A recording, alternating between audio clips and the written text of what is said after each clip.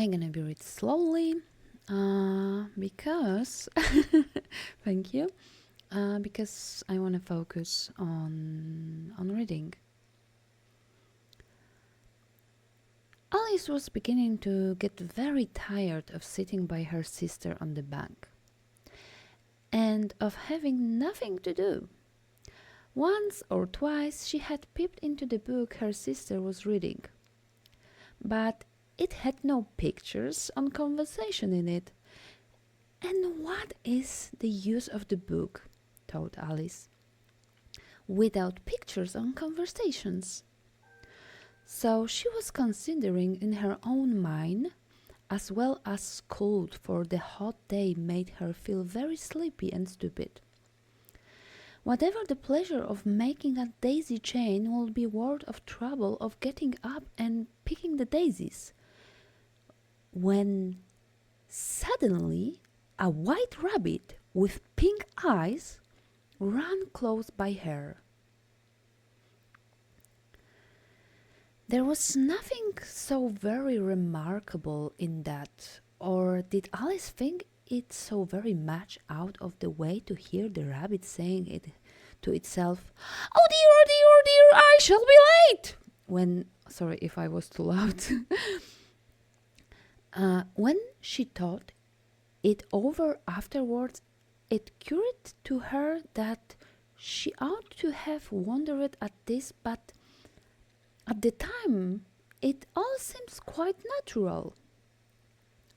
But when the rabbit actually took a watch out of his waistcoat pocket and looked at it and then hurried on, Alice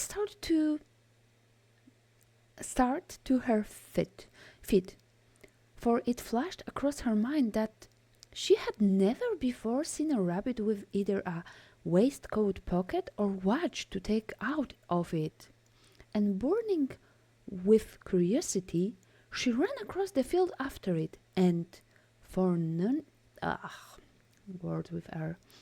fortunately was just in time to see it pop down a large rabbit hole under the hedge. In another moment down went Alice after it, never once considering how in the world she was to get out again.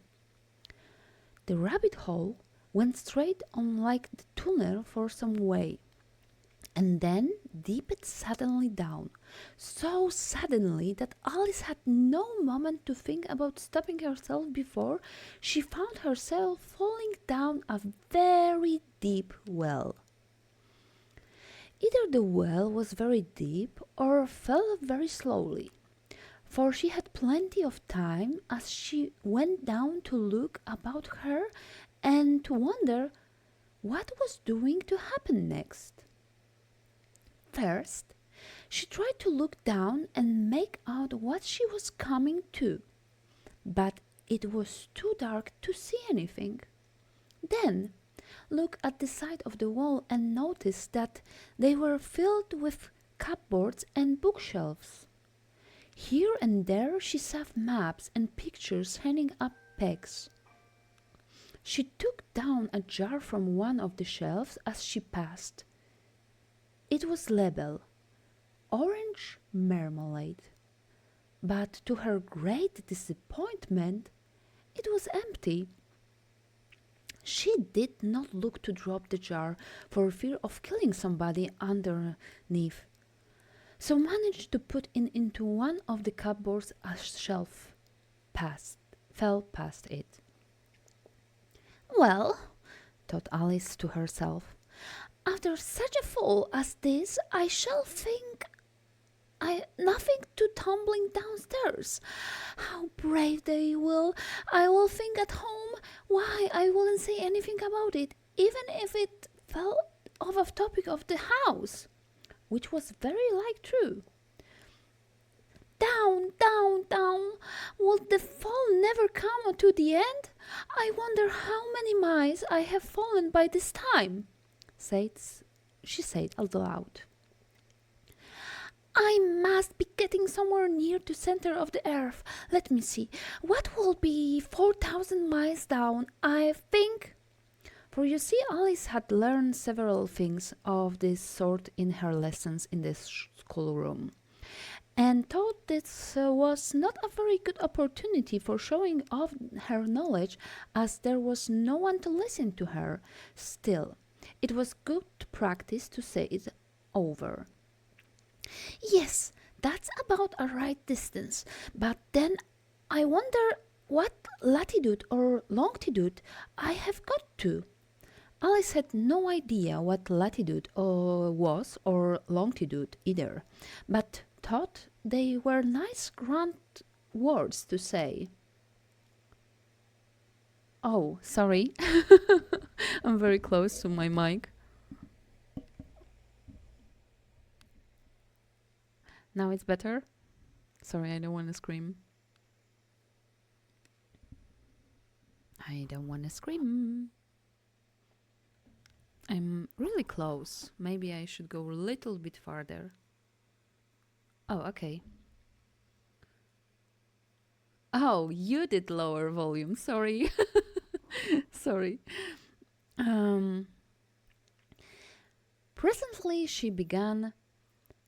I wonder if I shall fall right through the earth. How funny it will be to see him come out among the people that walk with their heads downward. The antipathies, I think. She was rather glad that there was no one listening this time, as it didn't sound at all the right word. But I shall have to ask them what the name of the country is. You know, please, ma'am, is this New Zealand or Australia? And she tried to curtsy as she spoke. Fancy curtsying as you are wheeling through the air.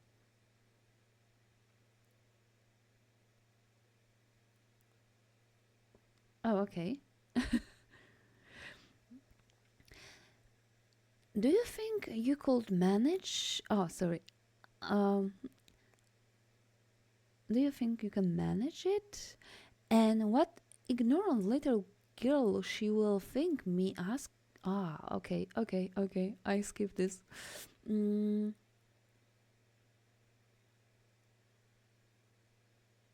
okay.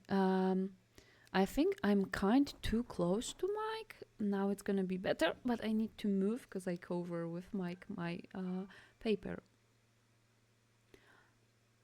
Um, do you think you could manage it? And what an ignorant little girl she will think me for asking. No, it will never to do ask. Perhaps I shall see it written up somewhere. Down, down, down. There was nothing else to do. Alice soon began talking again. Dinah, I'll miss me very. He will miss me very much tonight. I should think. Dinah was the cat. I hope they will remember her sources of milk at tea time. Dinner, my dear, I wish you were down here with me. There are no mice in the air, I'm afraid, but you might catch a bat, and that is very like a mouse, you know. But do cats eat bats, I wonder?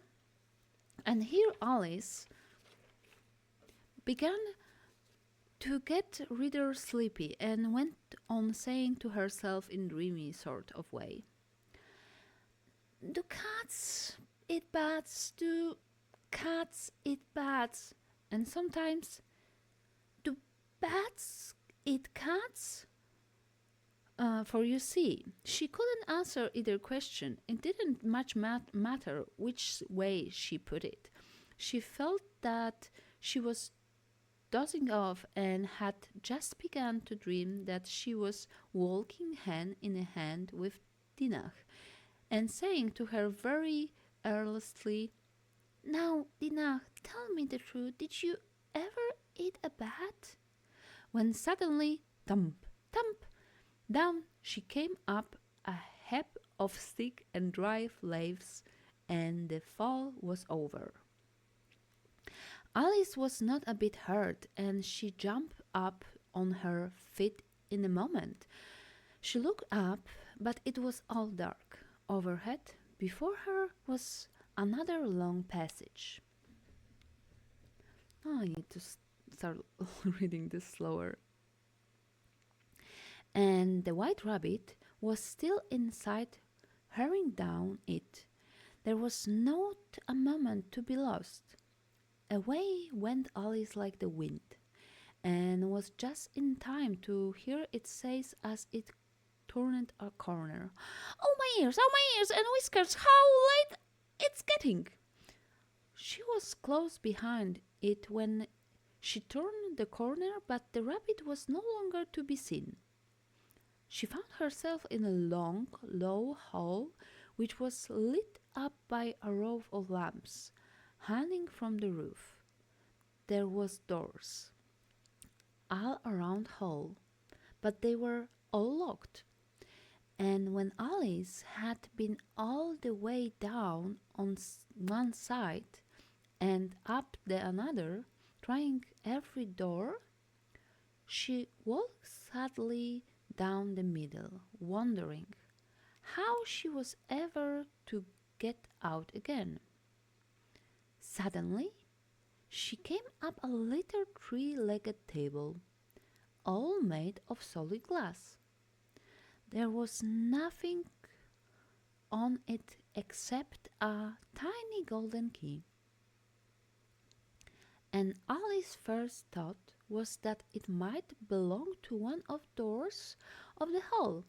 But, alas, either the locks were too large or the key was too small. But at any rate it would not open any of them. However, on the second time round she came upon a low curtain she had no noticed before, and behind it was a little door about 15 inches high. She tried the little golden key in the lock, and to her great delight it fitted. Alice opened the door and found that led into the small passage, not much larger than a rat hole. She knelt down and looked along the passage into the loveliest garden you ever saw. How she longed to get out of that dark hole and wander about among those beds of bright flowers and those cool fountains, but she couldn't even get their head through the doorway. And even if my head will go through, thought poor Alice, it will be very little use without my shoulders. Oh, how I wish I could shut up like a telescope. I think I could if I know how to begin. For you see, so many out of the way things what happened lately that Alice had begun to think that very few things indeed were really impossible. There seems to be not use in waiting by the little door, so she went back to the table, half hoping she might find another key on it, or at any rate a book of rules for shooting people up like a telescope. This time she found a little bottle on it, which certainly was not here before, said Alice, and round the neck of this bottle was a paper label with the words "Drink me," beautiful printed on the large letters. It was all very well to say, "Drink me," but the wise little Alice was not doing to do that in a hurry. "No, I will look first," she said, "and see whatever is marked, poison or not." For she had read several nice little histories about children who had got burned and eaten up by wild beasts, and another unpleasant things, all because they wouldn't not remember the simple rules their friend had taught them, such as that a red hot poker will burn you if you hold it too long, and that if you cut your finger very deeply with a knife, it usually bleeds. And she had never forgotten that if you drink much from a bottle marked poison, it's almost certain to disagree with you sooner or later. However, the bottle wasn't marked poison, so Alice adventured to taste it and finding it very nice. So Alice ventured to taste it and finding it very nice. It had in fact a sort of mixed flavor of cherry tart, pineapple, roasted turkey, toffee, and hot buttered toast. She very soon finished it off,